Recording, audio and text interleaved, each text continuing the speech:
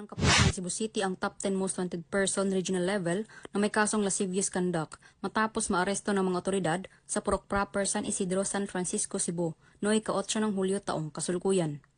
Ayon kay Police Lieutenant Colonel Brian O'Neil C. Salvacion, Chief ng Provincial Intelligence Unit, Cebu City Police Office, bandang alas 10 ng gabi nang maaresto ng kapulisan ang sospek na si Nazareth, 45 anyos, na residente na nabanggit na lugar. Ang top 10 most wanted person ay inaresto sa bisa ng warrant of arrest para sa kasong lascivious conduct under Section 5B ng RA 7610 na inisyu ni Honorable Marlon J. Guiliana Moneva, Presiding Judge ng RTC Branch 87, 7th Judicial Region, Cebu City, na may rekomendadong piyansa na 200,000 pesos. Kasalukuyang nasa kustodiya ng San Francisco MPS Custodial Facility ang sospek para sa dokumentasyon at tamang disposisyon.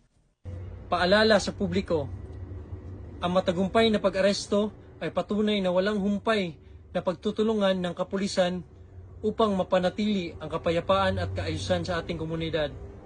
Hinihikayat namin ang publiko na patuloy na makipagtulungan sa mga otoridad sa pamamagitan ng pagbibigay ng tamang impormasyon ukol sa mga pinaghahanap ng batas.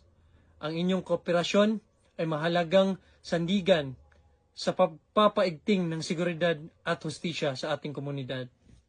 Mula dito sa Central Visayas, ako ang inyong Police News Network Correspondent, Patrolwoman Flora Measares, alagad ng batas, tagataguyod ng Balitang Pulis.